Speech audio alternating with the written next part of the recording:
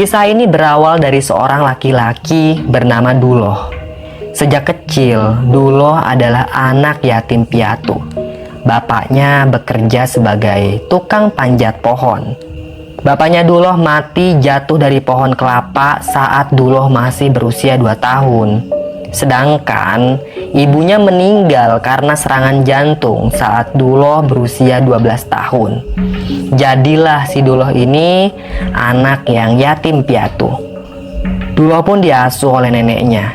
Neneknya bekerja sebagai tukang penganyam bakul yang kadang tidak bisa mencukupi kebutuhan sehari-hari.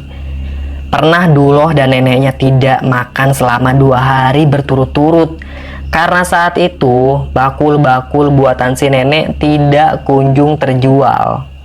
Setiap kali lapar, nenek dan cucu itu hanya minum air putih. Maksudnya agar perut mereka kembung dan menghilangkan rasa lapar.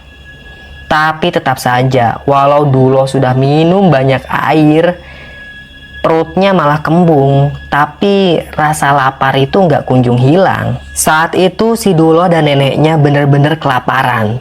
Karena bingung, akhirnya Duloh izin ke neneknya untuk pergi mencari pekerjaan. Nenek itu mengizinkan Duloh untuk pergi. Namun, sebelum Duloh pergi, si nenek membekali cucunya sebuah keris yang ukurannya kecil. Kalau dimasukin ke dalam kantong, keris itu akan muat. Kata si nenek, simpen keris ini buat keberuntungan. Duloh pun menerimanya. Duloh kecil dengan perutnya yang lapar pergi dari rumah meninggalkan neneknya. Dia nggak tahu mau kemana. Duloh hanya mengikuti hatinya saja. Dia berjalan ke arah barat dan keluar dari perkampungan.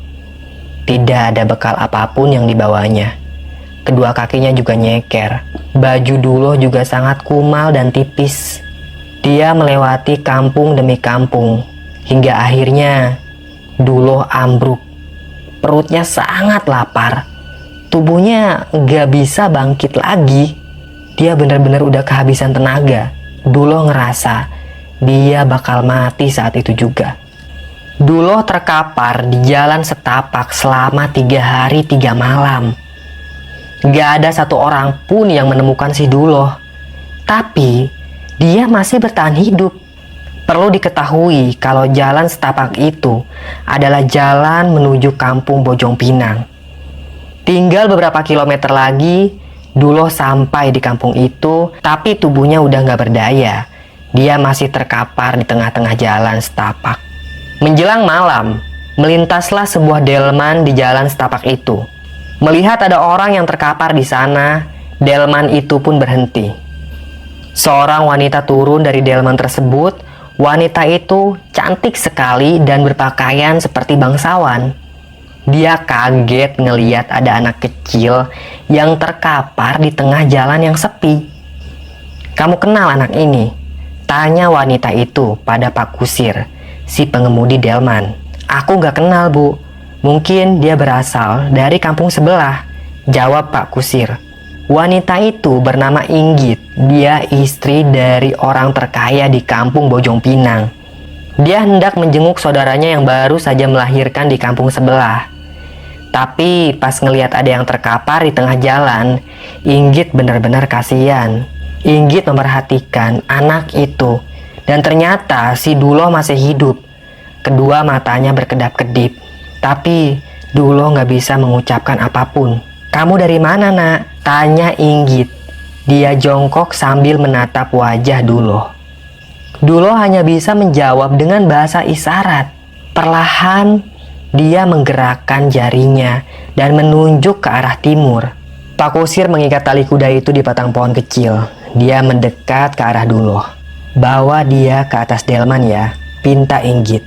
Pak Kusir menurut saja. Dia membopong tubuh Duloh ke atas delman. Duloh pun dibawa oleh Inggit. Sepanjang perjalanan, dia diberi makan nasi ketan. Duloh memakannya dengan sangat lahap. Perlahan, dia pun udah bisa bicara. Duloh bilang ke Inggit kalau dia berhari-hari gak makan. Duloh juga minta tolong ke wanita itu untuk memberi neneknya makanan. Singkat cerita, setelah Inggit menjenguk saudaranya, ia pun langsung pergi ke rumahnya Duloh untuk menolong nenek itu. Inggit membawa nasi dan lauk pauk yang ia ambil dari rumah saudaranya. Namun nasib buruk menimpa nenek malang itu. Saat Inggit dan Duloh tiba di sana, nenek itu sudah meninggal. Dia pasti mati kelaparan. Di kampungnya Duloh memang sedang paceklik. Warga di sana banyak yang kelaparan dan hidup susah. Setelah neneknya Duloh dimakamkan, 1 hari kemudian Inggit kembali menemui Duloh. Wanita itu menawarkan pekerjaan pada Duloh sebagai pengembala kerbau. Kebetulan kerbau milik keluarga Inggit cukup banyak dan dia butuh tambahan pengembala. Duloh dengan senang hati menerima pekerjaan itu.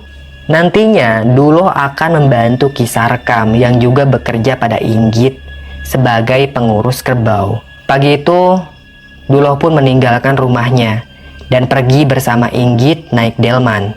Sepanjang perjalanan Duloh bercerita kalau kedua orang tuanya meninggal saat dia masih kecil. Dia juga cerita kalau hidupnya serba susah lantaran neneknya itu hanya seorang penganyam bakul. Inggit semakin kasihan saja mendengar cerita anak kecil itu. Setibanya di rumah Inggit, Duloh benar-benar terkesima lantaran rumah wanita itu sangat besar dan luas. Di belakang rumah itu ada kandang kambing dan kerbau peliharaannya keluarga Inggit. Duloh berdiri di depan rumah Inggit dan tak lama kemudian keluarlah seorang lelaki yang berumur kisaran 36 tahun. Lelaki itu punya kumis yang sangat tebal. Dia pakai jas hitam dan sarung batik berwarna keemasan. Lelaki itu adalah Raden Jayakusuma. Orang-orang biasa memanggilnya Raden Jaya. Dia orang terkaya di kampung itu. Raden Jaya mempersilahkan Duloh untuk masuk ke dalam rumahnya. Duloh disuguhkan buah-buahan dan makanan-makanan enak. Raden Jaya dan Inggit benar-benar baik pada Duloh.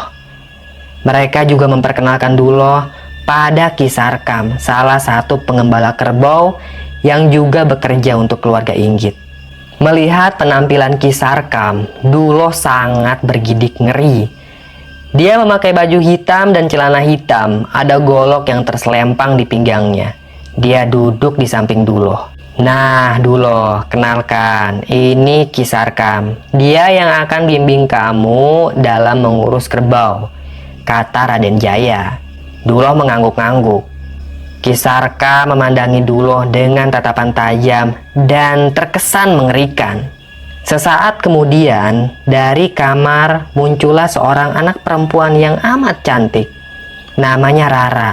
Umurnya kisaran 9 tahun. Dia adalah satu-satunya anak Raden Jaya. Duloh pun dibawa ke kandang kerbau oleh Ki Sarkam. Dia menyuruh anak itu untuk mengeluarkan seekor induk kerbau dari dalam kandang. Ragu-ragu Duloh memegang tali kerbau itu, lalu menyeretnya keluar kandang. Sebenarnya, Duloh masih takut mengurus kerbau. Dia takut diseruduk. Kau bawa kerbau itu ke sana, suruh Ki Sarkam sambil menunjuk ke jalan setapak. Duloh pun manut saja. Perlahan dia bawa kerbau itu ke jalan setapak, sedangkan Ki Sarkam mengikutinya dari belakang. Sepanjang hari Duloh mengembala kerbau itu, sedangkan Ki Sarkam menjaga beberapa kerbau lainnya yang sedang makan rerumputan. Setiap sore Inggit menyuruh pembantunya untuk mengantarkan makanan pada Ki Sarkam. Dan sore itu, seorang perempuan muncul dengan membawa 2 rantang makanan.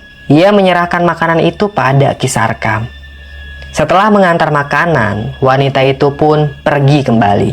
Sayangnya, pas Duloh mau ngambil makanan itu, Sarkam malah menepis tangan Duloh. "Kenapa, Mang?" tanya Duloh. Sarkam tidak menjawab. Dia membuka rantang milik Duloh dan membuang lauk pauknya. Duloh hanya boleh makan nasinya saja. Emang Sarkam ini orangnya kejam. Dia sering menindas para pekerja seperti Duloh. Penderitaan Duloh tidak sampai di situ. Sarkam juga sering memukuli anak itu lantaran melakukan kesalahan kecil.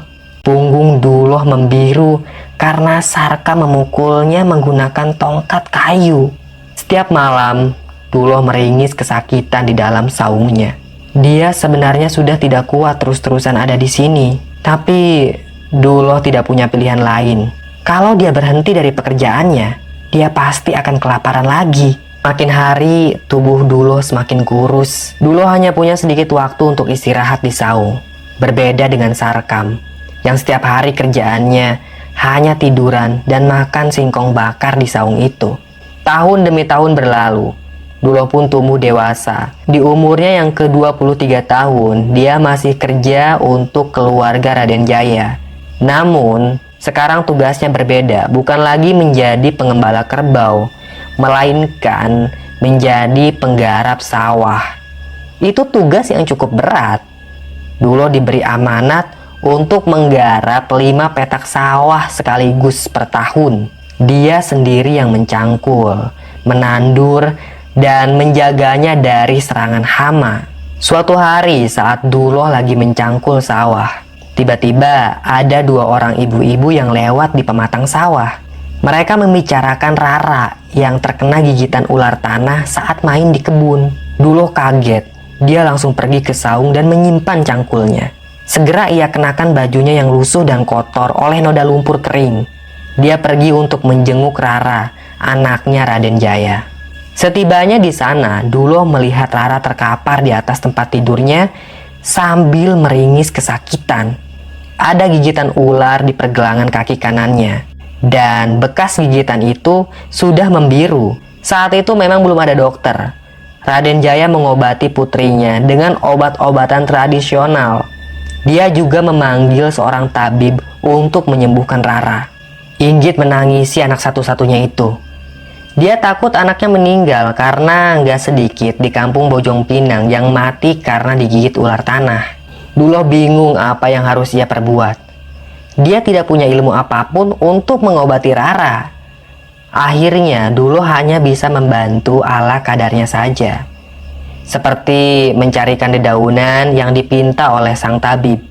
1 hari berlalu, kondisi Rara semakin parah, lukanya membusuk, muncul benjolan yang bernanah di kakinya.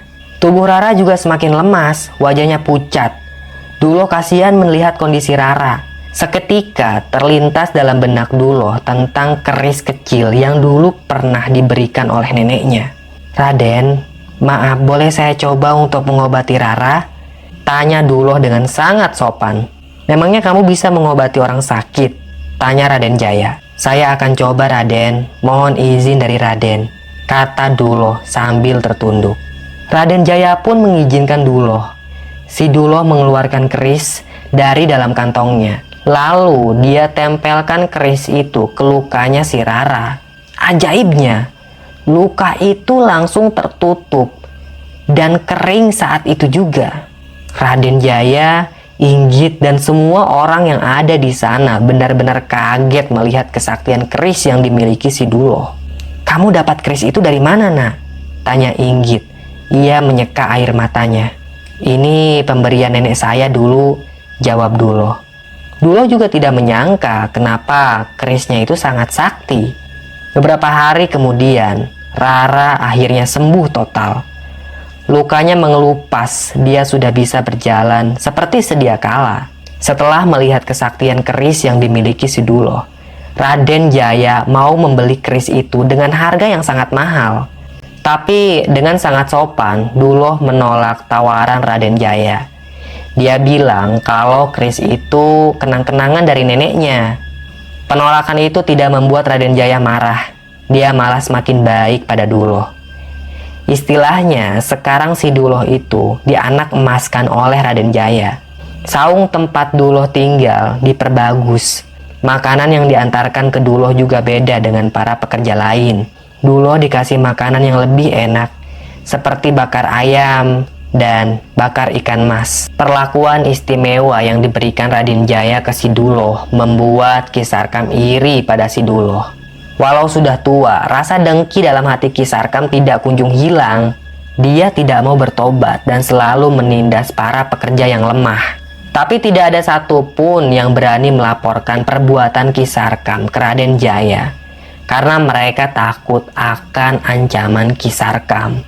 Ki Sarkam tertarik dengan keris kecil yang dimiliki Duloh. Dia ingin memiliki keris itu. Maka tengah malam saat Duloh sedang tidur di saungnya, Ki Sarkam mengendap-endap masuk dan mencari kerisnya Duloh. Sebelum Sarkam berhasil mengambil keris itu, Duloh bangun dan dia menendang lelaki tua itu keluar dari saung. Gak terima ditendang, Ki Sarkam mengeluarkan goloknya. Dia lalu menebas leher Duloh. Tenggorokan Duloh putus, darah acak-acakan. Duloh pun tewas begitu saja. Buru-buru Sarkam mengambil keris kecil dari dalam sakunya si Duloh. Untuk menghilangkan jejak, Ki Sarkam mengubur jasad si Duloh di belakang saung agar tidak terendus oleh orang lain. Setelah Duloh dikuburkan, tanahnya diratakan dan ditimpa menggunakan tumpukan kayu bakar. Sarkam juga membersihkan bercak darah di saungnya Duloh. Pembunuhan itu sama sekali tidak meninggalkan jejak.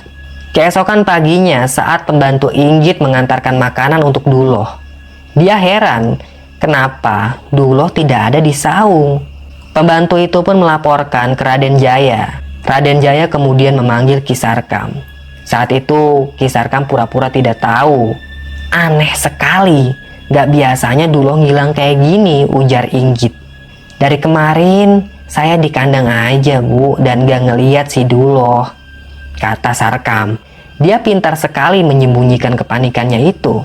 Aneh, kemana ya? Kata Raden Jaya. Saat mereka semua lagi bingung, tiba-tiba aja seorang lelaki muncul dari pintu rumahnya Raden Jaya. Raden cari saya, kata laki-laki itu. Pas Raden Jaya menoleh ke arah pintu, ternyata yang datang adalah si Duloh. Dia tampak sehat walafiat. Dia tersenyum sopan sambil mendekat ke arah Raden Jaya. Wah, aku kira kamu pergi Duloh, kata Raden Jaya. Sarkam benar-benar terkejut saat melihat Duloh muncul. Dia bingung, kenapa Duloh masih hidup? Padahal jelas-jelas semalam Sarkam sudah berhasil membunuh pemuda itu. Maaf Raden, tadi saya lagi di sungai buang air besar, jawab Duloh. Sarkam meraba-raba saku celananya. Dan ternyata keris kecil yang ia curi semalam sudah menghilang. Keris itu pindah ke tangannya si Duloh. Tanpa bicara apa-apa lagi, Sarkam langsung pamit dari hadapan Raden Jaya. Wajah Sarkam pucat.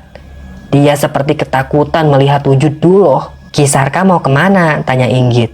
Saya harus jaga kerbau bu, jawab Ki Sarkam. Ki Sarkam pun pergi dari rumah Raden Jaya. Duloh sempat mengobrol dengan Inggit dan Raden Jaya, dan gak lama kemudian Duloh kembali ke saungnya. Dia mulai mencangkul sawah dan beraktivitas seperti sedia kala.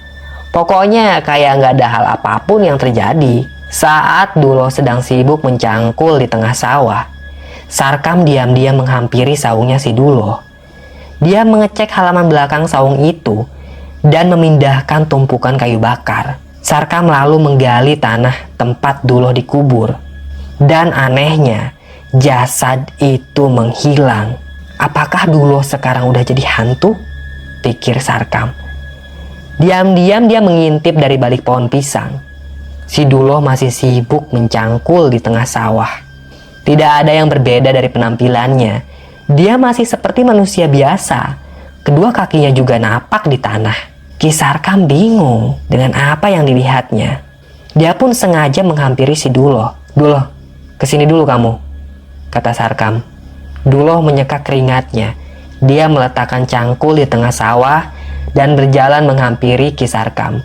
Ada apa ya Ki Sarkam? Tanya Duloh sambil memicingkan mata. Siang itu memang matahari sedang terik-teriknya. Tanpa basa-basi lagi, Ki Sarkam langsung menampar pipinya si Duloh dengan sangat keras. Duloh mengaduh kesakitan. Salah saya apa Ki? Tanya Duloh. Gimana caranya kamu bisa hidup lagi? Tanya Ki Sarkam. Maksud Ki Sarkam apa? Duloh malah nanya balik.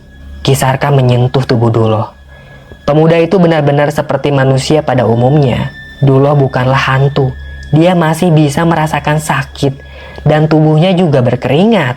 Ki Sarkam mendesak Duloh agar mau menjawab pertanyaannya. Tapi Duloh sama sekali tidak mengerti dengan apa yang sedang dibicarakan Ki Sarkam. Dengan kesal, Duloh kembali bekerja. Ki Sarkam masih bingung pada pemuda itu. Nanti malam dia akan membunuh Duloh lagi dan memastikan kalau pemuda itu sudah benar-benar tewas. Malam pun tiba. Duloh beristirahat di gubuknya.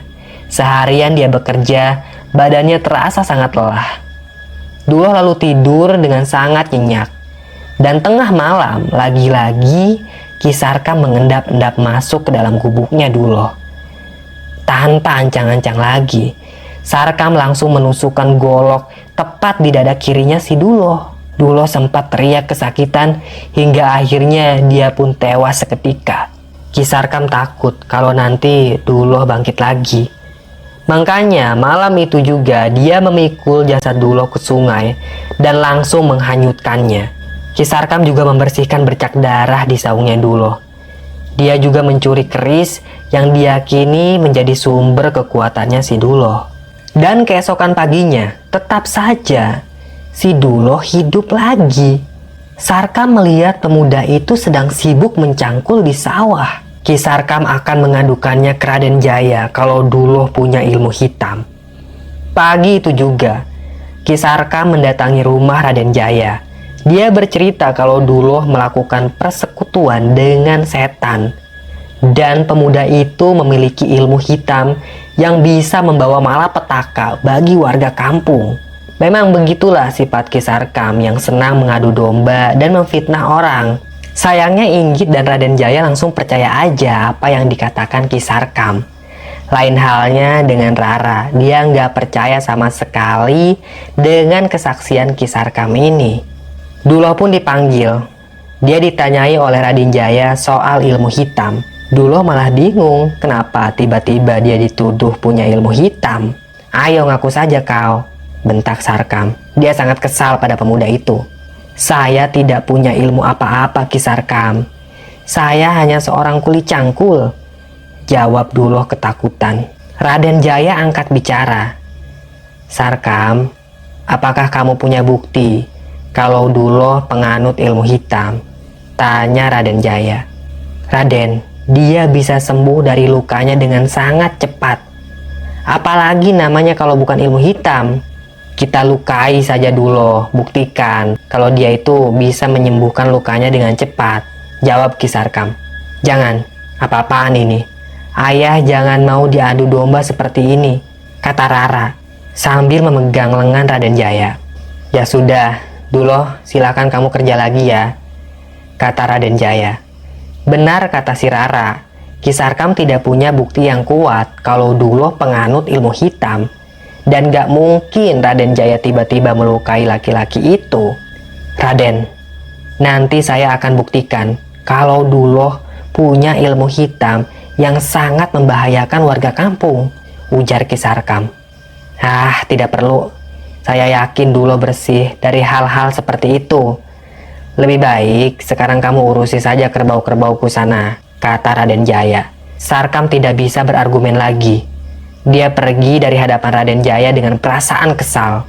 Dan soal keris kecil yang dicuri Ki Sarkam semalam, keris itu juga udah raib dan berpindah tangan ke si Duloh. Berkali-kali Ki Sarkam berusaha membuktikan kalau Duloh punya ilmu hitam, tapi selalu gagal. Dia bingung bagaimana lagi caranya untuk melenyapkan Duloh. Tahun berganti tahun. Siapa sangka kalau Rara ternyata menyimpan rasa cinta ke si Duloh. Tapi jelas Raden Jaya dan Inggit tidak merestui cinta mereka.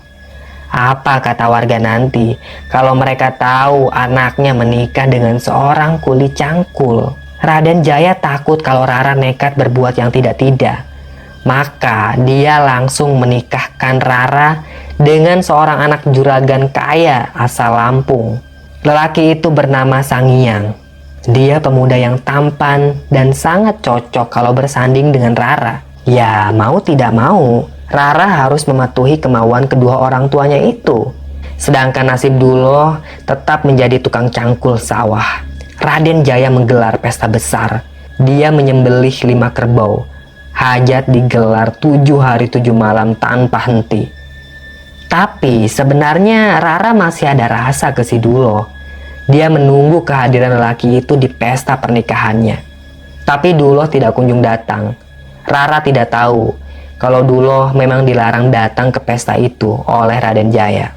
1 bulan kemudian, Rara malah makin cinta pada Duloh. Dia sudah berusaha melupakan laki-laki itu, tapi tidak bisa. Padahal Rara sudah punya suami yang sah. Begitupun dengan Duloh, dia sama sekali tidak bisa melupakan Rara. Tapi nggak banyak yang bisa Duloh perbuat. Setiap malam dia hanya bisa melamun di depan saungnya meratapi nasibnya yang malang. Berbeda dengan Rara, dia sudah tidak bisa menahan cintanya pada Duloh. Maka tengah malam saat suaminya sudah tidur, dia mengendap-endap keluar dari kamarnya. Malam itu juga dengan membawa obor, Rara lari ke sawah untuk mendatangi Duloh yang saat itu sedang melamun di depan saungnya. Rara memeluk Duloh dengan sangat erat. Mereka berciuman dan bersetubuh di saung itu. Mereka berdua tidak menyadari kalau diam-diam Sarkam mengintip mereka dari celah bilik. Buru-buru Ki Sarkam lari ke rumah Raden Jaya untuk melaporkan kejadian yang dilihatnya. Raden Jaya dan Sang Hyang benar-benar murka mendengar kabar itu. Mereka pun membangunkan penduduk kampung untuk mengepung si Duloh. Malam itu puluhan penduduk berbondong-bondong pergi ke sawah untuk mengepung si Duloh. Saat warga tiba di sana, ternyata Duloh dan Rara masih dalam keadaan telanjang bulat. Buru-buru Rara menyelimuti tubuhnya dengan sebuah kain, sedangkan Duloh tidak sempat mengenakan pakaiannya. Dia diseret oleh warga dalam keadaan telanjang bulat. Lalu si Duloh ini langsung dipukuli oleh warga. Duloh sekarat. Namun Sarkam langsung menghabisi nyawa pemuda itu dengan sebuah batu yang dihantamkan ke kepala si Duloh. Dia sudah mati, kata Raden Jaya. Inggit sebenarnya kasihan pada Duloh, tapi dia tidak bisa berbuat apa-apa dan hanya bisa menyaksikan penderitaan si Duloh. Raden, Duloh ini bisa hidup lagi. Dia punya ilmu hitam, ujar Ki Sarkam. Hah? Maksud kamu? Tanya Raden Jaya dengan wajah terheran-heran. Kita lihat saja besok. Dia pasti hidup lagi, kata Ki Sarkam. Untuk mencari tahu kebenarannya, jenazah Duloh pun tidak dikuburkan, tapi hanya dibaringkan saja di depan rumah Raden Jaya. Saat itu Rara menangis nelangsa. Menjelang subuh, warga digegerkan dengan apa yang dilihat mereka. Jenazah Duloh hidup kembali. Semua lukanya juga sembuh secara misterius. Dia punya ilmu Pancasona, kata Raden Jaya. Iya, Duloh memang punya ilmu Pancasona. Ia tidak pernah mempelajari ilmu itu. Tapi ilmu Pancasona itu secara alamiah Duloh dapatkan dari nenek moyangnya yang hidup ratusan tahun lalu. Dan hanya Dulohlah yang menjadi pewaris tunggal ilmu itu. Sebenarnya, Duloh sudah meninggal berkali-kali.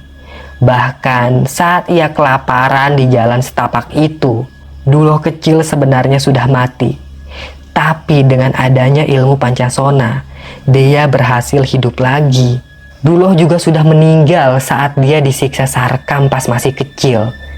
Karena si Duloh beberapa kali mendapat pukulan yang sangat keras di bagian dadanya. Tapi kemudian dia hidup kembali karena dia punya ilmu warisan, yaitu ilmu Pancasona. Kebetulan di kampung itu ada seorang dukun yang mengerti tentang ilmu Pancasona. Raden, kita buang saja si Duloh ini ke lembah. Di kampung itu memang ada sebuah lembah yang sangat curam dan dalam. Kalau ada yang masuk ke dalam lembah itu, dijamin dia tidak akan pernah bisa keluar lagi dari sana. Duloh pun diseret oleh warga menuju lembah mengerikan. Sementara Rara menangis sejadi-jadinya. Dia memohon pada ayahnya agar Duloh tidak dibuang ke lembah. Tapi Raden Jaya sudah gelap hati. Dia akan tetap membuang Duloh ke lembah itu. Sebelum dibuang ke lembah, Raden Jaya menyuruh warga untuk membungkus Duloh dengan kain putih, lalu mengikat seluruh tubuhnya agar nanti pas Duloh sudah ada di dasar lembah, dia tidak bisa berkutik selain dibungkus menggunakan kain warna putih. Dukun di kampung itu juga menancapkan keris panjang di perutnya si Duloh. Itu bukan keris sembarangan. Orang yang punya ajian Pancasona tidak akan bisa berkutik selama keris itu tertancap di perutnya. Sesampainya di bibir lembah, mereka langsung melemparkan Duloh ke dalam lembah itu. Gak lama setelah Duloh dilemparkan, entah apa yang ada di pikirannya si Rara. Dia malah menjatuhkan dirinya sendiri ke dalam lembah itu. Dia ingin mati bersama kekasih hatinya. Semua orang berteriak memanggil Rara, tapi dia sudah tidak bisa diselamatkan. Rara masuk ke dalam lembah itu dan tidak ada seorang pun yang berani menuruni lembah tersebut. Karena lembahnya terkenal angker dan sangat dalam. Rara mati di dalam lembah itu. Hingga akhirnya lembah itu dinamakan Lembah Rara. Duloh juga tidak pernah terlihat lagi di perkampungan. Dia terjebak di dalam lembah tersebut bersama jasadnya si Rara. Bertahun-tahun kemudian, keluarga Raden Jaya sudah meninggal semua. Kampung itu juga sudah berganti generasi. Lembah Rara yang dulu menjadi tempat pembuangan Duloh semakin kesini semakin dangkal karena kian tertimbun oleh tanah. Suatu hari ada lelaki paruh baya yang turun ke lembah itu untuk ngarit rumput. Dia harus memberi makan kambing-kambingnya. Kebetulan stok rerumputan di kebun sudah habis dan dia melihat di dasar jurang banyak sekali tumbuhan dan rumput liar di sana. Awalnya dia tidak menemukan keanehan apapun. Namun tak lama kemudian dia mendengar erangan seseorang. Lelaki itu kaget, napasnya terengah-engah. Dia heran, suara apa tadi? Karena penasaran, dia mendekati sumber suara itu. Suaranya seperti ada di dalam tanah. Buru-buru dia menggali tanah itu. Dan untung saja tidak terlalu dalam. Setelah berhasil menggali tanah tersebut, dia melihat ada sosok manusia yang dibungkus mengenakan kain putih. Bukan hanya itu saja, lelaki itu juga melihat ada keris yang tertancap di tubuh sosok manusia itu. Lelaki paruh baya itu menyangka kalau manusia yang ia temukan adalah korban pembunuhan yang masih bertahan hidup. Dia malah mencabut keris yang menancap di tubuhnya si Duloh. Seketika saja, Duloh terbang ke langit sambil tertawa terbahak-bahak. Duloh sudah bukan lagi manusia. Tubuhnya dipenuhi oleh energi makhluk gaib yang jahat. Dia pun gentayangan dengan masih menggunakan kain putih itu. Duloh menghantui warga kampung. Dan semenjak saat itulah dikenal hantu bernama Pocong. Biasanya warga kampung menelan beras yang sudah dibacakan mantra agar terhindar dari gangguan pocong. Pada episode sebelumnya sudah terkuak kalau kemunculan hantu pocong itu dilatar belakangi oleh Duloh yang punya ilmu Pancasona. Ilmu yang dimilikinya itu merupakan ilmu turunan dari leluhurnya Duloh. Ilmu Pancasona bukanlah ilmu sembarangan. Orang yang mempunyai ilmu itu akan susah mati. Hal inilah yang terjadi dengan Duloh. Sarkam sudah berkali-kali membunuh lelaki itu, tapi tetap saja Duloh hidup kembali seperti sedia kala. Namun, nasib buruk tetap menimpa lelaki malang itu. Duloh dibunuh oleh keluarga Raden Jaya karena dia kepergok sedang bercinta dengan putrinya Raden Jaya. Saat itu, tubuh Duloh dibungkus dengan kain putih lalu diikat dengan sangat kuat. Ia juga ditusuk dengan keris yang sangat sakti yang bisa menahan ilmu Pancasona. Namun perlu diketahui, dengan tertancapnya keris itu bukan berarti Duloh tidak bisa bangkit kembali. Itu hanya bisa menahan Duloh saja. Setelah Duloh diikat dan ditusuk dengan keris yang sangat sakti, ia pun dilempar ke dalam lembah. Selama berpuluh-puluh tahun, dia terjebak di dalam lembah itu. Hingga pada suatu hari, ada seorang pengembala kambing yang sedang mencari rumput, dan dia tidak sengaja menemukan jasad si Duloh. Pengembala itu lalu mencabut keris sakti dari tubuhnya Duloh. Saat itu juga, Duloh pun bangkit. Raga Duloh sudah dirasuki oleh demit. Dia mulai meneror warga kampung Bojong Pinang. Perlu diketahui kalau lelaki paruh baya yang mencabut keris dari tubuhnya Duloh itu bernama Wisesa. Dia sangat ketakutan melihat sosok manusia yang dibungkus dengan kain putih terbang dan menghilang begitu saja. Buru-buru Wisesa naik ke permukaan. Saking paniknya, dia meninggalkan karung rumput dan arit di dalam lembah Rara. Kemudian Wisesa lari terbirit-birit sambil teriak minta tolong. Di jalan setapak, Wisesa sempat berpapasan dengan salah satu penduduk. Dia pun menjelaskan apa yang baru saja dilihatnya. Tapi si penduduk itu malah tertawa mendengar cerita Wisesa. Dia tidak percaya apa yang sedang diceritakan Wisesa. Ia pun lari lagi menuju perkampungan. Dan setibanya di sana, Wisesa mengetuk rumah sesepuh atau pimpinan kampung. Pemimpin kampung itu bernama Ki Ageng Parta. Tak lama kemudian, pintu itu pun dibuka. Ki Ageng Parta muncul. Tubuhnya kurus dan dia mengenakan pakaian serba hitam.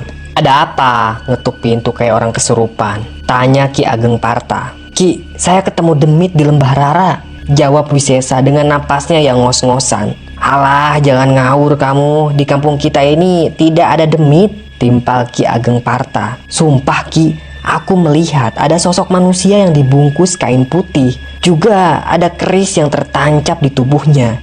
Dan aku tidak sengaja mencabut keris itu. Lalu sosok demit itu pun terbang dan menghilang." Wisesa menjelaskan dengan rinci. Dia berharap Ki Ageng Parta percaya padanya. Setelah itu Ki Ageng Parta pun terdiam. Dia sebagai ketua kampung memang pernah mendengar tentang legenda pemilik ilmu Pancasona yang terkubur di lembah Rara. Namun selama ini Ki Ageng Parta menganggap legenda itu hanya dongeng semata. Dan setelah mendengar kesaksian Wisesa, Ki Ageng Parta pun langsung cemas. Dia mulai percaya dengan legenda yang pernah diceritakan ayahnya dulu. "Kerisnya di mana?" tanya Ki Ageng Parta. "Kalau tidak salah, kutinggalkan kerisnya di lembah itu, Ki," jawab Wisesa. "Ayo ikut aku ke lembah itu," pinta Ki Ageng Parta. "Aku tidak sanggup, Ki. Aki saja yang ke sana. Aku kapok," jawab Wisesa. Dia pun pamit begitu saja. Ki Ageng Parta beranjak ke kamarnya. Dia mengambil pisau yang dibungkus dengan kain warna putih, juga beberapa helai daun kelapa kering yang biasa dia gunakan untuk mengusir demit. Tentu saja itu bukan daun kelapa sembarangan. Ki Ageng Parta biasa membakar daun itu untuk berbagai ritual, termasuk mengusir demit di lahan-lahan angker. Ki Ageng Parta pun pamit ke istrinya. Dia langsung menuju lembah Rara. Sepanjang perjalanan, setiap ada orang yang berpapasan dengan Ki Ageng Parta, mereka pasti menunduk. Mereka menunjukkan rasa hormat pada Ki Ageng Parta sebagai ketua kampung. Setibanya di lembah Rara, Ki Ageng Parta melongokkan kepalanya ke dalam lembah. Lembah itu dipenuhi kabut. Dia mencari keberadaan keris yang dicabut Wisesa. Tapi Ki Ageng Parta tidak dapat melihatnya. Perlahan dia pun menuruni lembah Rara. Dia berpegangan pada akar pohon yang menjuntai pada lembah itu. Setibanya di dasar lembah, dia langsung mencari keberadaan keris. Dan untungnya tak butuh waktu lama, Ki Ageng Parta berhasil menemukan keris sakti itu. Ukuran kerisnya cukup panjang. Kedua tangan Ki Ageng Parta bergetar memegang keris tersebut. Dia tidak menyangka kalau keris yang dulu diceritakan oleh ayahnya ternyata benar-benar ada. Perlahan Ki Ageng Parta menancapkan keris itu di atas tanah. Lalu ia pun duduk sila. Daun kelapa kering ia bakar. Asapnya seketika mengepul memenuhi lembah Rara. Tak lama kemudian terdengar suara raungan di langit. Raungan itu sangat mengerikan, disusul gemuruh angin kencang yang mengguncangkan dahan-dahan pohon. Ki Ageng Parta membuka matanya. Dia tampak panik dan langsung mencabut keris yang tertancap pada tanah. Dan dengan tergesa-gesa, Ki Ageng Parta memanjat lembah itu dan lari menjauh dari lembah Rara. Ia pun tiba di rumah. Wajah Ki Ageng Parta tampak pucat. Istrinya menanyakan, "Apa yang terjadi?" Tapi lelaki itu tidak mau menjawab. Dia malah masuk ke dalam kamarnya dan mengunci kamar itu. 2 hari berlalu setelah kebangkitan Duloh.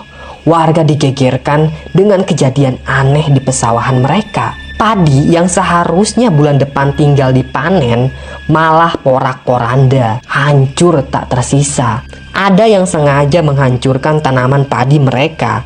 Batang padi itu seperti digigit tikus, tapi mustahil kalau tikus yang melakukannya.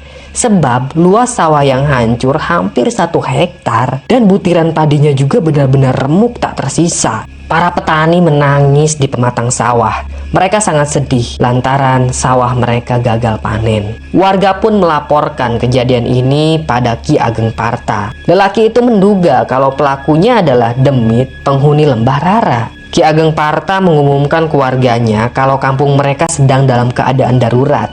Ada demit yang berkeliaran di kampung Bojong Pinang. Ki Ageng Parta meminta agar warga tidak berkeliaran saat malam hari karena bisa jadi demit itu menyakiti manusia. Semua warga ketakutan mendengar pengumuman Ki Ageng Parta. Tidak ada yang berani berkeliaran malam hari. Kampung itu menjadi sangat sepi. Semua warga mengurung diri di rumahnya. Mereka menutup rapat pintu dan jendela. Sementara itu, Ki Ageng Parta sedang mencari cara untuk menangkap demit tersebut dan menancapkan kembali keris pada tubuhnya. Di suatu malam, Ki Ageng Parta kembali melakukan ritual. Ia membakar daun kelapa kering dan membaca mantra. Keris sakti itu ia letakkan di hadapannya. Selang beberapa saat, terdengarlah suara seseorang memanggil namanya dari luar rumah. Parta. Itu suara laki-laki. Ki Ageng Parta membuka matanya dan mengintip dari celah jendela. Dia sangat terkejut saat melihat sosok manusia terbungkus kain putih sedang berdiri di belakang rumah.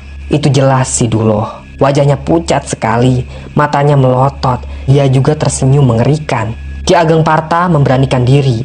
Dia raih keris yang tergeletak di hadapannya dan lari keluar rumah untuk menancapkan keris sakti itu. Namun saat Ki Ageng Parta tiba di belakang rumahnya, sosok Duloh terbang perlahan sambil tertawa terbahak-bahak. Sebelum Duloh menghilang, dia sempat meludahi Ki Ageng Parta tepat di kepalanya. Ludahnya bau busuk. Ki Ageng Parta sampai mau muntah. Buru-buru Ki Ageng Parta lari ke sumur untuk mencuci kepalanya. Sialnya, 2 hari setelah kepala Ki Ageng Parta diludahi Duloh, ia langsung jatuh sakit. Rambutnya mulai berguguran, hingga tampaklah luka di kepala Ki Ageng Parta. Luka itu kian lama kian parah dan mengeluarkan nanah. Warga berbondong-bondong menjenguk Ki Ageng Parta. Mereka heran dengan penyakit yang diderita Ki Ageng Parta. Penyakit itu tidak pernah mereka lihat sebelumnya. Kondisi Ki Ageng Parta semakin parah. Para tabib dari kampung tetangga berdatangan untuk mengobati penyakitnya. Tetapi, tetap saja Ki Ageng Parta susah disembuhkan. Dalam kondisinya yang semakin parah, Ki Ageng Parta memanggil Wisesa. Dialah orang yang mencabut keris itu dari tubuh Duloh. Wisesa pun datang ke rumahnya Ki Ageng Parta. "Ada yang bisa saya bantu, Ki?" tanya Wisesa. Jawab Ki Ageng Parta, "Mumpung aku masih hidup, aku mau berpesan padamu." "Perihal apa, Ki?" tanya Wisesa. Ki Ageng Parta meraih keris yang tergeletak di samping tempat tidurnya. Tangan kanannya bergetar karena terlalu lemah. "Kau yang memulai ini semua dan kau juga yang harus menyelesaikannya. Kau telah mencabut keris dari tubuh orang paling sakti yang hidup puluhan tahun silam. Dan sekarang aku yakin dia sudah jadi demit. Konon dia memiliki ajian Pancasona dan hanya keris inilah yang bisa menghentikannya. Kau harus menancapkan keris ini pada demit itu agar dia berhenti meneror kampung kita." Begitu kata Ki Ageng Parta. Kedua tangan Wisesa bergetar saat menerima keris dari Ki Ageng Parta. "Bagaimana saya bisa melakukannya, Ki?" tanya Wisesa. "Kau harus cari demit itu," jawab Ki Ageng Parta. "Di mana, Ki?" tanya Wisesa. "Ya mana aku tahu. Sudah jangan banyak tanya. Pokoknya kau harus tanggung jawab." Iya, Ki, saya akan pikirkan," jawab Wisesa terbata-bata. Dia pun pergi dari rumahnya Ki Ageng Parta. Keesokan harinya, warga kembali geger karena ada yang merusak perkebunan timun mereka. Timun itu seperti ada yang menginjak-ninjak. Buahnya hancur tak tersisa. Padahal perkebunan timun itu merupakan mata pencaharian warga. Karena selain menanam padi, mayoritas penduduk kampung Bojong Pinang juga berkebun timun untuk menopang ekonomi mereka. Dan kini perkebunan itu hancur, tak tersisa. Para pemilik kebun menangis dan tidak tahu harus berbuat apa. Mereka terancam sengsara. Ki Ageng Parta sudah tidak bisa diandalkan karena dia sedang sakit parah. Keadaan kampung saat itu benar-benar sedang kacau. Saat warga sedang meratapi kebun timun mereka, muncullah Wisesa. Dia bilang ke warga bahwa satu-satunya cara untuk menghentikan teror ini adalah dengan menangkap demit itu, lalu menancapkan keris sakti. Wisesa juga menunjukkan keris itu kepada para warga. Apakah demit itu bisa ditangkap? Tanya salah satu warga. Pasti bisa. Ki Ageng Parta yang bilang kalau demit itu bisa kita tangkap, jawab Wisesa. Lalu caranya bagaimana? Tanya warga. Kita jebak saja. Demit itu sudah menyerang sawah kita, lalu perkebunan kita. Selanjutnya aku yakin dia pasti akan membunuh binatang ternak kita. Nah sekarang kita harus kumpulkan kambing peliharaan di satu lahan untuk menjebak demit itu.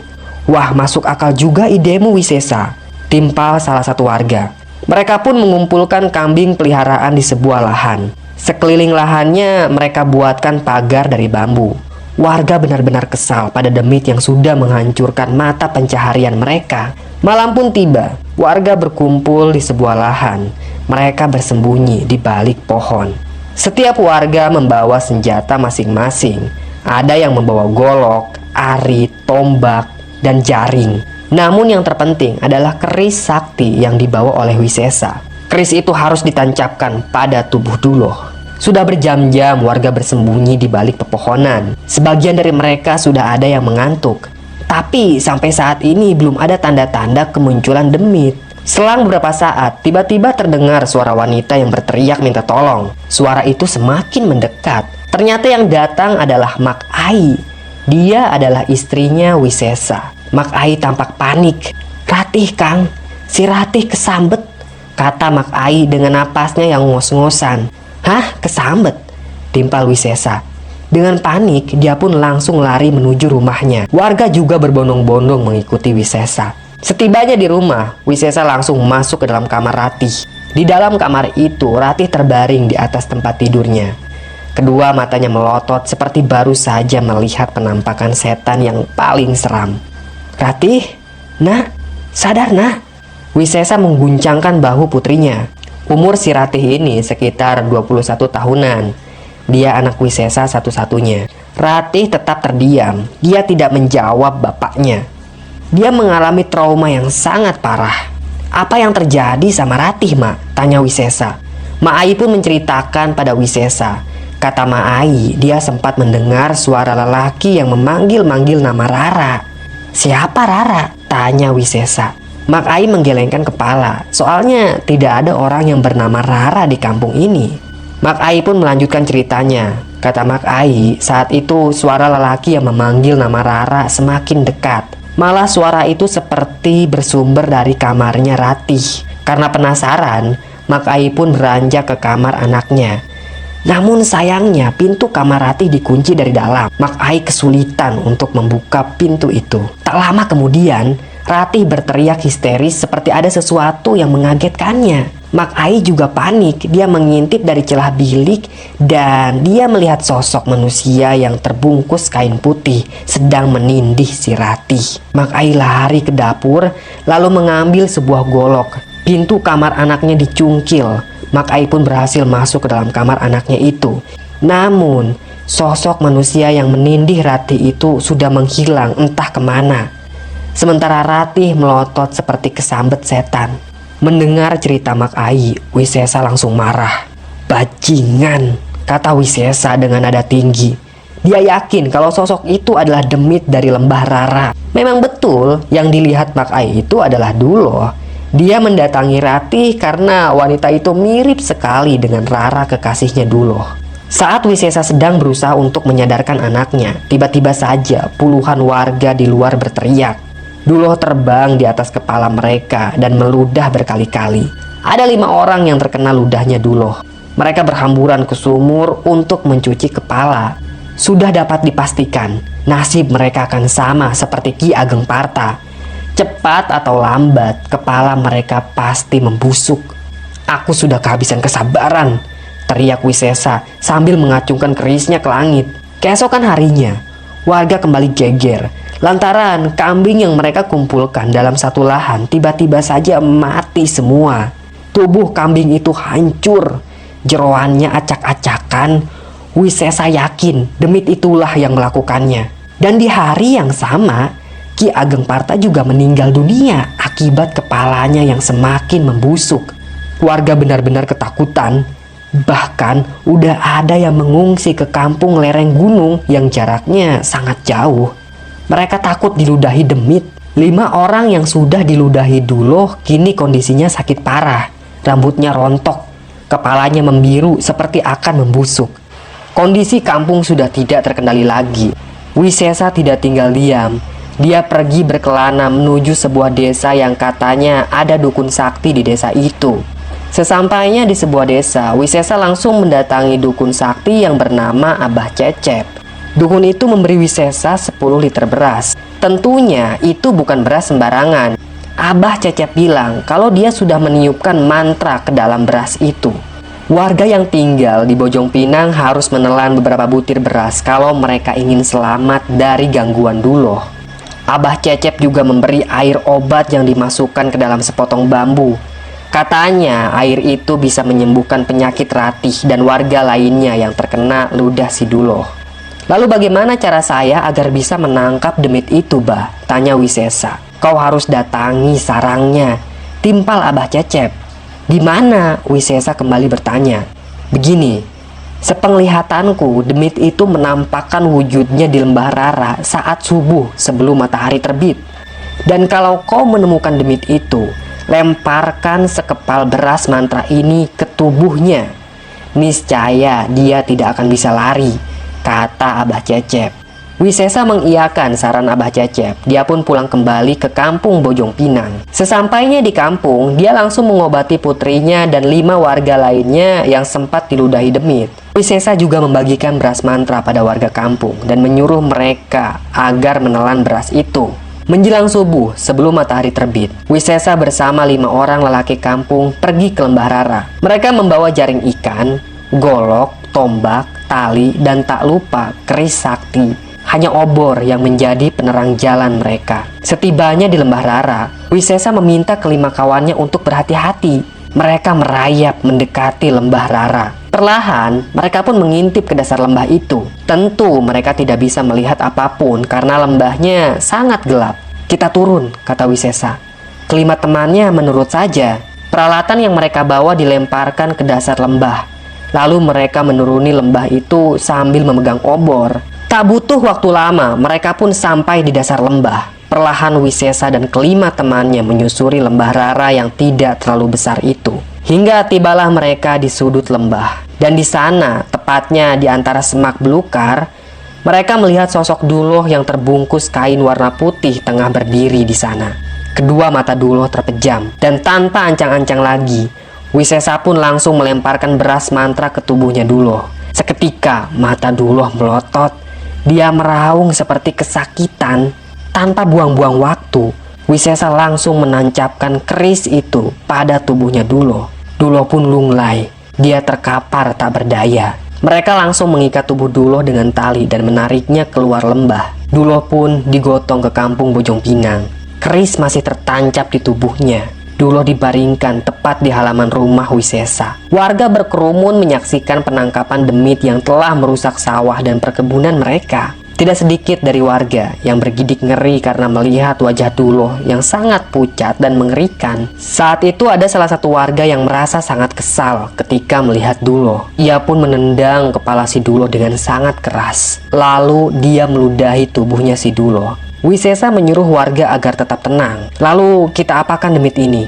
Tanya salah satu warga. Kita bakar saja, Wisesa mengusulkan. Semua warga setuju. Mereka mengumpulkan kayu bakar di sebuah lahan terbuka. Duloh digotong, keris masih tertancap di tubuhnya. Tubuh Duloh ditimbun dengan kayu bakar. Wisesa sangat hati-hati dan selalu memastikan kalau keris itu tidak copot dari tubuhnya Duloh. Setelah semuanya siap, api pun dinyalakan. Semakin lama, api itu semakin besar berkobar-kobar membakar tubuhnya Duloh. Namun, setelah api itu padam, warga sangat heran kenapa tubuh Duloh sama sekali tidak bisa dibakar. Bahkan, kain putih yang membungkus Duloh juga tampak utuh dan tidak terbakar sedikit pun. Untungnya, keris masih tertancap di tubuhnya Duloh. "Bagaimana ini?" tanya warga pada Wisesa. "Ya sudah, kita kubur saja. Tapi kita harus pastikan kalau keris itu tetap menancap di tubuhnya si Demit." Duloh pun dikubur di sebuah hutan yang letaknya jauh dari kampung Bojong Pinang. Hutan itu jarang terjamah manusia. Setelah Duloh dikubur, permukaan tanahnya diratakan, lalu ditimbun dengan rerumputan agar kelak tidak ada yang menemukan lokasi kuburannya Duloh. Di hutan itulah Duloh terkubur selama berpuluh-puluh tahun. Kisah tentang Demit yang terbungkus kain putih diceritakan turun-temurun,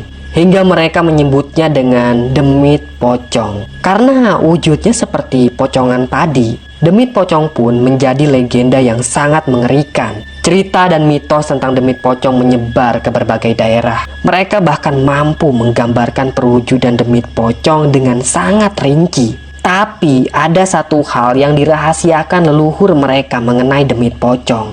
Dan tentunya orang-orang yang mendengarkan podcast Mbah ini sudah tahu rahasia itu.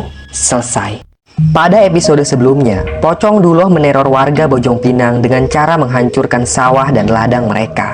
Bukan hanya itu, Pocong Duloh juga meludahi warga sehingga banyak warga yang kepalanya membusuk. Bahkan ada yang sampai meninggal. Namun akhirnya pocong itu berhasil ditaklukkan oleh salah seorang warga bernama Wisesa. Dia berhasil menancapkan keris sakti pada tubuh Pocong Duloh, lalu mengubur pocong itu di tengah hutan keramat yang dinamakan Hutan Gantarawang. Hutan itu jarang sekali terjamah oleh manusia, sehingga tak ada satupun yang berani menggali kuburannya Duloh. Tahun demi tahun berlalu, warga kampung Bojong Pinang sudah berganti generasi.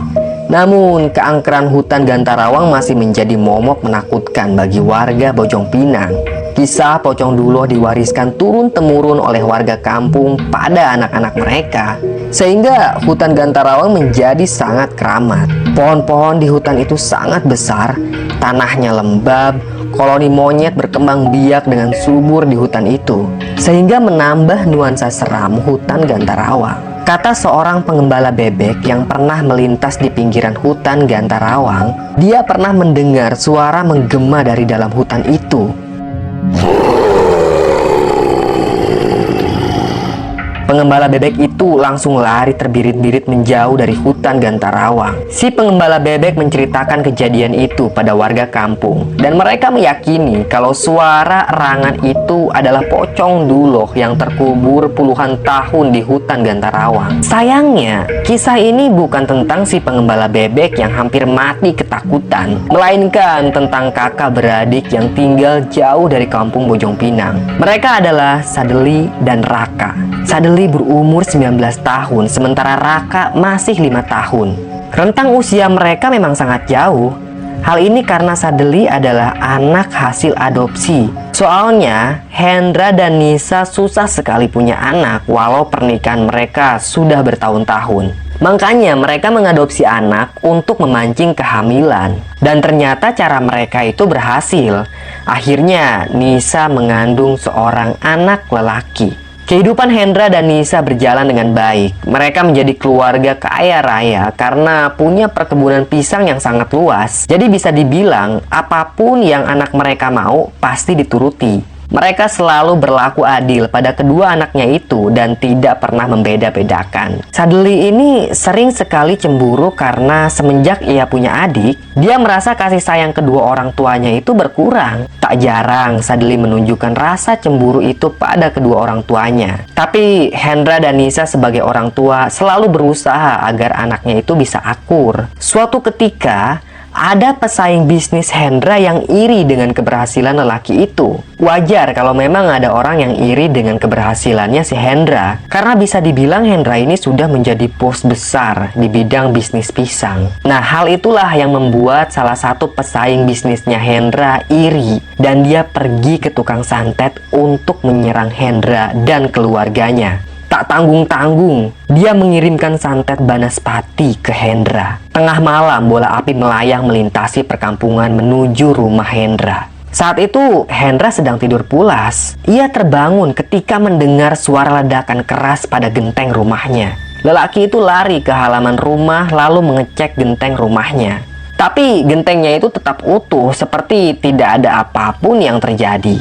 Hendra heran, lantas suara apa yang barusan meledak di genteng rumahnya itu? Ia pun kembali masuk ke dalam rumah. Namun sesaat kemudian, dia tiba-tiba saja ambruk dan berteriak kesakitan seperti orang yang sedang dibakar hidup-hidup. Malam itu dia merasa sedang dibakar hidup-hidup.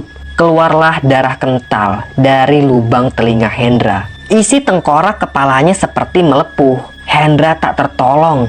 Dia tewas seketika. Sementara istri dan kedua anaknya hanya bisa menangis sambil meminta tolong. Sesaat kemudian, warga berhamburan ke rumah Hendra. Mereka juga tidak bisa berbuat apa-apa karena Hendra sudah tewas dengan sangat mengenaskan. 2 minggu setelah Hendra meninggal, kini giliran istrinya yang terkena santet. Seperti biasa, tengah malam bola api meluncur melintasi perkampungan warga dan mendarat tepat di atas genteng rumahnya Hendra. Malam itu, Nisa sedang tidur bersama anak bungsunya di kamar. Lalu terdengarlah suara ledakan di atas genteng rumahnya. Nisa bangun, dia benar-benar panik. Nisa tahu itu pasti ilmu santet yang pernah menghabisi nyawa suaminya. Buru-buru Nisa membangunkan kedua anaknya dan lari keluar rumah. Namun, baru 5 langkah dari halaman rumah, Nisa sudah ambruk. Dia berteriak sambil meringis kesakitan.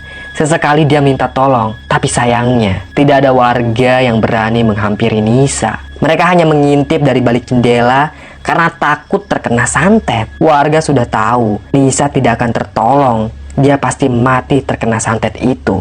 Benar saja, tak sampai 20 menit, Nisa pun tewas. Darah mengucur dari mulut, telinga, dan hidungnya. Warna perutnya berubah menjadi hitam legam seperti habis dibakar. Setelah kematian ibunya, Raka dan Sadeli pun menjadi anak yatim piatu. Untungnya si tukang santet tidak menghabisi nyawa kedua anaknya Hendra. Mungkin saja dia ingin anak-anaknya Hendra menderita tanpa orang tua. Tak ada lagi yang mampu mengurus perkebunan pisang milik Hendra. Sadeli sebagai anak yang paling tua tidak mampu mengelola perkebunan milik bapak tirinya itu. Sehingga pada suatu hari muncullah pikiran licik dalam otak Sadeli. Dia ingin menjual semua harta bapak tirinya mulai dari perkebunan pisang sampai sawah. Dia akan jual semuanya dan pergi dari kampung tersebut tanpa membawa Raka yang masih kecil. Karena dari dulu bagi Sadeli, Raka adalah penghambat dalam keluarga. Padahal si Raka ini adalah anak kandung.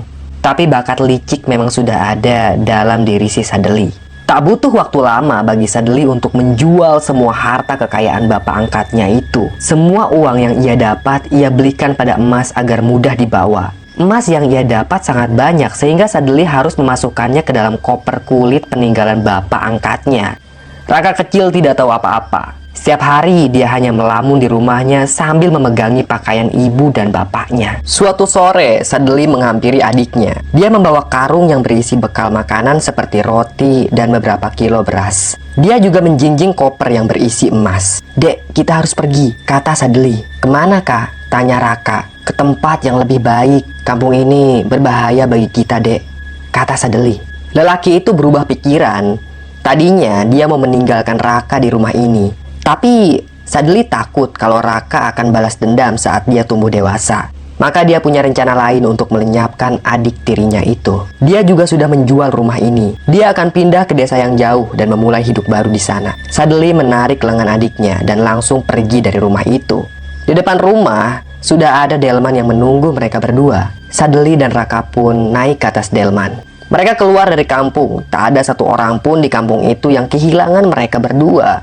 Dari dulu memang banyak warga kampung yang iri pada kekayaannya Hendra. Padahal walaupun kaya, Hendra itu bukanlah orang yang sombong. Beberapa jam kemudian, Sadeli meminta Pak Kusir untuk menghentikan laju delman. Mereka berdua turun di pinggir hutan Gantarawang. Dari tadi, Sadeli memang memperhatikan hutan yang lebat itu. Setelah Sadeli membayar ongkos delman, Pak Kusir langsung menyabet kembali kudanya dan delman itu pun pergi dari hadapan mereka berdua. "Begini deh, kakak udah beli rumah baru di sebuah desa. Desa itu aman buat kita. Tapi untuk menuju desa tersebut, kita harus melintasi hutan ini dulu." Raka memperhatikan hutan Gantarawang di hadapannya. Hutan itu tampak lebat dan remang. Sadeli mengajak adiknya masuk ke dalam hutan itu. Awalnya Raka menolak, tapi Sadeli berhasil meyakinkan adiknya. Lalu mereka pun masuk ke dalam hutan. Sebenarnya tujuan Sadeli adalah desa Bojong Pinang. Dulu dia pernah beberapa kali berkunjung ke desa itu bersama bapak tirinya. Dan dia tahu persis kalau desa Bojong Pinang itu ada di sebelah selatan hutan Gantarawang. Hari sudah mulai gelap. Sadeli menyalakan obor. Dia sudah menyiapkan obor itu dari rumah. Raka memegang tangan kakak tirinya. Dia sangat ketakutan. Terdengar suara koloni monyet yang bergelantungan di dahan-dahan pohon besar. "Kakak, Ade takut," kata Raka sambil terus memegangi lengan kakak tirinya. Jujur saja ya, sebenarnya Sadeli ini nggak tega untuk membunuh adiknya. Dia masih mencari cara agar bisa menghabisi adiknya itu. Atau setidaknya membiarkan Raka tersesat di dalam hutan ini selamanya sampai mati. Sadeli tahu betul kalau hutan ini keramat dan sangat angker. Bapak tiri Sadeli pernah cerita tentang hutan Gantarawang. Raka dan Sadeli berjalan masuk ke dalam hutan. Dan selang beberapa saat, Raka berteriak seperti kesakitan sambil memegangi kedua matanya. Ada serangga kecil yang masuk ke dalam matanya si Raka. Dia menangis sambil berteriak minta tolong. Kedua matanya Raka sangat perih. Tapi kakaknya tidak berbuat apa-apa. Dia malah senang kalau adiknya kesakitan. Padahal Sadeli membawa bekal air minum di dalam karungnya. Seandainya air itu dibasuhkan ke mata Raka, pasti si Raka sembuh. Sadeli malah meminta Raka untuk melanjutkan perjalanan. "Sudah, jangan cengeng, itu hanya serangga. Ayo jalan," kata Sadeli. "Tapi kedua mataku sakit, Kak. Aku tidak bisa melihat," timpal Raka. "Kakak tuntun ya," kata Sadeli. Tak sampai 1 jam, kedua mata Raka bengkak. Entah serangga apa yang masuk ke dalam matanya itu, dia sama sekali tidak bisa melihat. Sepanjang perjalanan, Raka terus menangis kesakitan. Dia tidak bisa melihat sama sekali. Hingga tibalah mereka di sebuah batang pohon yang amat besar. Sadeli akhirnya berhenti di bawah pohon itu. Dia lapar dan memakan beberapa potong roti. "Kak, kakak lagi makan?" tanya Raka. Dia tidak bisa melihat kakaknya yang sedang makan roti. "Enggak kok," jawab Sadeli. "Ade lapar, Kak. Ade mau makan," kata Raka. "Tapi kakak nggak bawa makanan, Dek," timpal Sadeli sambil menahan tawa. Dia senang melihat adik tirinya menderita seperti itu. Raka membaringkan badannya di atas rerumputan yang lembab. Sementara kakak tirinya masih asik makan. Saking lelahnya, Raka pun tertidur dengan sangat pulas. Dan keesokan paginya, keadaan Raka semakin memburuk. Kedua matanya sangat bengkak dan mengeluarkan nanah. Sekarang dia menjadi buta permanen. "Kakak, Kak," panggil Raka sambil meraba rerumputan. Namun kakaknya itu sudah meninggalkan Raka sendirian di tengah hutan. "Kakak," teriak Raka. Dia berdiri sambil terus meraba-raba. Tak ada jawaban dari kakaknya itu. Sadeli sudah pergi. Kini Raka sendirian di dalam hutan dalam keadaan buta. Raka melangkah dengan sangat hati-hati. Kedua lengannya menyentuh pohon demi pohon. Dia terus memanggil nama kakaknya itu sambil sesekali jatuh karena kakinya tersandung akar pohon. Raka sangat lapar, dari kemarin dia belum makan apapun. Sekuat tenaga dia bangkit lagi dan berjalan perlahan sambil meraba-raba sekelilingnya. Tak sengaja tangan kanan Raka menyentuh sebuah batang pohon kecil. Dan sialnya, pada batang pohon itu terdapat sarang semut api. Raka sempat mengguncangkan batang pohon itu, membuat koloni semut marah lalu tumpah ruah ke tubuhnya si Raka. Seketika saja Raka menjerit kesakitan. Tubuhnya seperti terbakar. Ia membuka bajunya dan mengguling-gulingkan tubuhnya di atas rerumputan.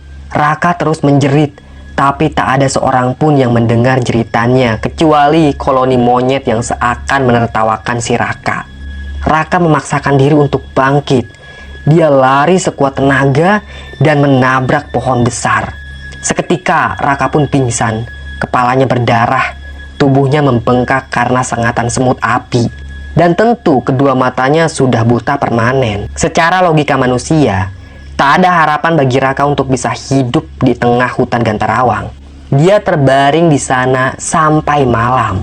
Nah, dan tengah malam ternyata si Raka ini siuman. Tangan kanannya meraba semak-semak. Dan saat itulah ada seseorang yang memegangi tangannya Raka. Hal itu membuat Raka sangat bahagia. "Kakak, Kak Sadeli, panggil Raka. Dia menyangka kalau yang sedang memegang tangannya itu adalah Sadeli. Lengan Raka ditarik. Dia dibawa entah kemana. Kak, kaukah itu? Tanya Raka sambil tersenyum. Aku bukan kakakmu. Sosok itu menjawab. Raka mendengar suara nenek-nenek. Aku Nini Liman. Kau jangan khawatir. Aku akan mengobatimu, kata Nini Liman. Raka menurut saja. Dia senang ada yang menolongnya di tengah hutan seperti ini. Raka dibawa ke sebuah gubuk. Atap gubuk itu terbuat dari rumbia dan dindingnya dari anyaman bambu. Tak ada dipan atau lantai di dalam gubuk itu. Ya bisa dibilang gubuknya langsung berlantaikan tanah. Tak ada kamar atau ruang dapur di dalam gubuk Nini Liman. Semua dilakukan dalam satu ruangan saja. Ada tungku perapian di sana. Juga ada sebuah ranjang yang terbuat dari bambu. Raka dibaringkan di atas ranjang. Nini Liman pergi ke belakang gubuk. Di sana ada sebuah sumur yang airnya bening sekali. Dan di samping sumur itu ada pohon bambu yang sangat rindang. Nini Liman memungut sehelai daun bambu, lalu mencelupkan daun itu ke dalam sumur. Bibirnya bergetar membaca mantra. Setelah itu dia kembali ke dalam gubuk. Raka masih terbaring, tubuhnya sangat lemas. Nini Liman duduk di tepi ranjang. Dia mengoleskan daun bambu pada kedua mata Raka. Ajaibnya, mata anak itu langsung sembuh. Dia sudah bisa melihat sekarang. Tampak di hadapannya seorang nenek-nenek yang mengenakan jubah warna hitam. Rambut nenek itu sudah penuh dengan uban. Punggungnya juga bungkuk. Dia tersenyum pada Raka. Aku sembuh nih. Bentol di tubuhnya juga sudah hilang. Iya cu, kamu sembuh, jawab Nini Liman. Raka diasuh oleh Nini Liman di hutan Gantarawang. Hingga akhirnya dia tumbuh dewasa. Namun ada hal aneh pada Nini Liman. Selama Raka diasuh olehnya, Raka tidak pernah melihat Nini Liman makan dan tidur. Nini itu juga selalu membawa makanan yang enak-enak untuk Raka. Saat Raka tanya dari mana Nini Liman mendapatkan makanan itu, katanya dia bekerja serabutan di Bojong Pinang dan hasilnya dia belikan makanan untuk Raka. Selama Nini Liman mengasuh Raka, nenek itu tidak membolehkan Raka untuk keluar dari hutan keramat. Tahun demi tahun berganti, Raka semakin tumbuh dewasa. Dan di suatu malam saat Raka sedang tidur, ia mendengar ada suara lelaki yang meringis kesakitan. Suara itu seakan menggema di langit. Raka terbangun. Tak ada Nini Liman di gubuknya. Entah kemana nenek itu. Raka pun keluar dari gubuk. Dia mendongak ke langit. Dia heran, siapa lelaki yang meringis kesakitan. Tak lama kemudian suara tersebut hilang. Keesokan paginya Raka bangun. Di dalam gubuk sudah ada Nini Liman yang sedang masak nasi. Nih, semalam Raka mendengar ada suara lelaki yang meringis kesakitan. Itu siapa nih? Tanya Raka. Itu suara Duloh, kata Nini Liman. Kalau begitu ada penghuni lain di hutan ini nih, tanya Raka. Ekspresi wajahnya tampak senang. Iya betul, ada banyak penghuni di hutan ini, kata Nini Liman sambil meniup tungku perapian. Di mana rumah Duloh nih? Tanya Raka. Di sana. Nini Liman bangkit sambil menunjuk ke arah timur. Raka mengangguk. Saat itu umur Raka sudah menginjak 21 tahun. Dia ingin keluar dari hutan ini dan menjalani hidup normal seperti manusia lainnya. Maka pagi itu juga Raka meminta izin pada Nini Liman untuk keluar dari hutan Gantarawang. Apa yang kau inginkan di luar sana? Tanya Nini Liman. Saya mau usaha nih biar jadi kaya raya seperti bapak saya, jawab Raka. Kamu mau jadi orang kaya? Tanya Nini Liman. Iya nih, jawab Raka. Aku mengizinkanmu untuk keluar dari hutan ini. Tapi kalau tujuanmu untuk menjadi orang kaya, kau harus melakukan pesugihan pocong, timpal Nini Liman. Bagaimana cara saya melakukan pesugihan pocong nih? Nini Liman tidak menjawab. Dia malah pergi ke belakang gubuk dan kembali dengan membawa sebuah cangkul. Itu cangkul yang sangat usang dan berkarat. Nini Liman meletakkan cangkul itu tepat di hadapan Raka. Nanti tengah malam saat kau dengar rintihan Duloh, kau pergilah ke arah timur dan kau ikuti sumber suara itu. Duloh terkubur di dalam tanah dan ketika kau sudah menemukan sumber suara Duloh, galilah dan bawa jasadnya ke gubuk ini. Ada keris yang tertancap di tubuhnya. Jangan sampai kau cabut keris itu, jelas Nini Liman. Raka menuruti saja apa yang diperintahkan oleh nenek tersebut. Tengah malam saat dia mendengar rintihan Duloh, Raka langsung pergi ke arah timur dan mengikuti sumber suara. Semakin jauh Raka berjalan, maka semakin jelas terdengar suara rintihan Duloh. Tak butuh waktu lama bagi Raka untuk menemukan sumber suara Duloh. Dia mendekatkan telinganya ke permukaan tanah, lalu mereka-reka lokasi yang tepat untuk menggali. Setelah ketemu, Raka langsung menghujamkan cangkul berkarat itu pada permukaan tanah. Raka harus susah payah menggali permukaan tanah karena cangkul yang ia gunakan tumpul. Entah pada kedalaman berapa meter, tiba-tiba saja cangkul Raka menghantam sebuah jasad manusia yang dibungkus dengan kain putih. Kain itu sudah sangat dekil, tidak salah lagi. Itu adalah jasadnya Duloh. Wajahnya tampak pucat, sama seperti mayat yang dibekukan. Anehnya, walau sudah terkubur selama berpuluh-puluh tahun, jasad Duloh ini masih utuh. Mungkin hal ini disebabkan karena ilmu Pancasona yang dia miliki. Malam itu hujan turun dengan sangat deras. Air hujan membuat permukaan tanah menjadi lembek sehingga Raka dapat dengan mudah menarik jasadnya Duloh ke permukaan. Ia sangat hati-hati saat memegang jasad Duloh karena takut kerisnya tercabut. Raka yakin itu pasti bukan keris sembarangan. Di tengah hujan deras dengan petir berkelebatan, Raka memikul jasad Duloh dan membawanya ke gubuk. Setibanya di dalam gubuk, ternyata sudah ada Nini Liman yang duduk di atas ranjang. Dia menyuruh Raka untuk membaringkan jasad Duloh di atas ranjang bambu. Nini Liman mengambil sebuah pisau yang sangat tajam. Dia meniupkan mantra-mantra pada pisau itu. Lalu Nini Liman memotong sebuah tali putih yang melingkar di bagian pinggangnya Duloh. Nini Liman hanya memotong satu tali saja sehingga kain putih itu masih menutupi tubuhnya Duloh. "Buka bajumu," pinta Nini Liman. Raka menuruti apa kata nenek itu. Ia membuka bajunya, kemudian Nini Liman mengikatkan tali putih itu pada pinggangnya Raka dan menyuruh Raka untuk mendekat ke jasadnya Duloh. Nenek itu juga memegang lengannya Raka. Si nenek kemudian mengiris lengan Raka dengan pisau kecil yang sangat tajam. Darah mengucur ke tubuhnya Duloh. Dan saat itu juga mata Duloh terbuka. Ia melotot, wajahnya sangat mengerikan.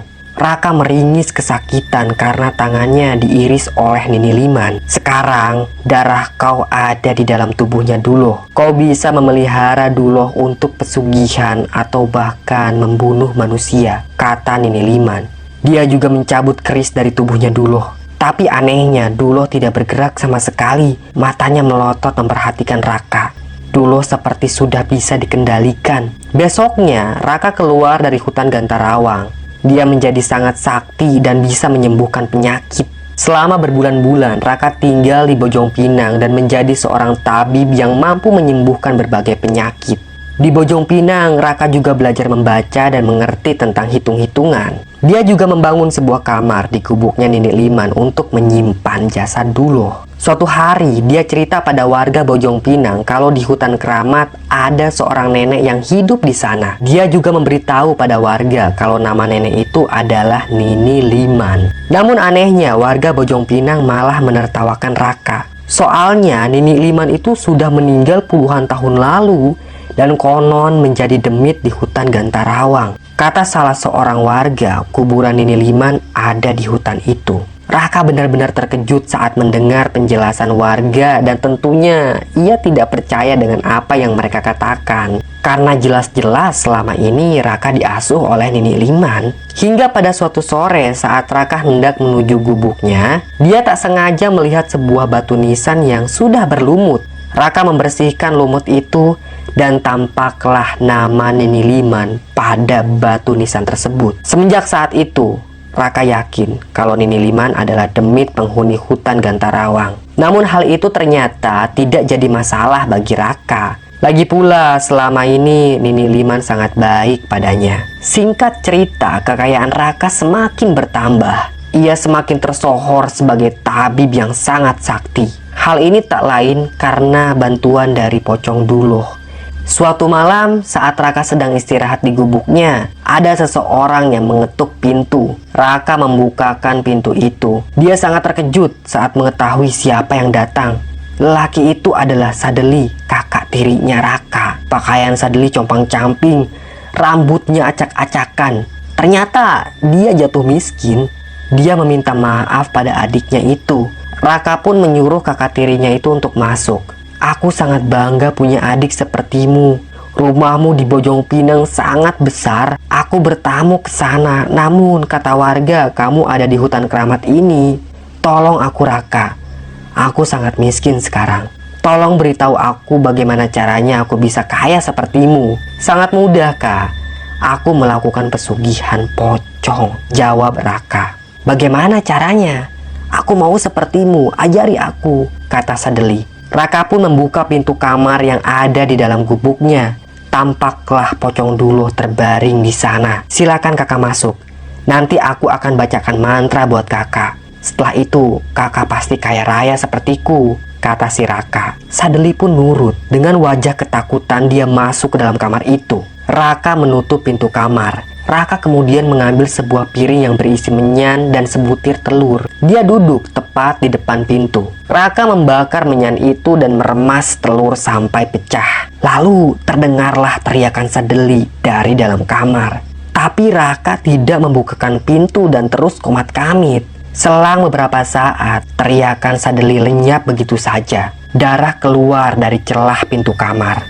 Raka bangkit lalu membuka pintu kamar. Dan di dalam sana, ia melihat Duloh sedang mencabik-cabik jeroan perutnya Sadeli. Raka tersenyum tipis. Dia menutup kembali pintu kamar dan beranjak ke ranjangnya lalu memejamkan mata. Dia harus tidur karena besok masih banyak pasien yang ingin berobat padanya. Selesai.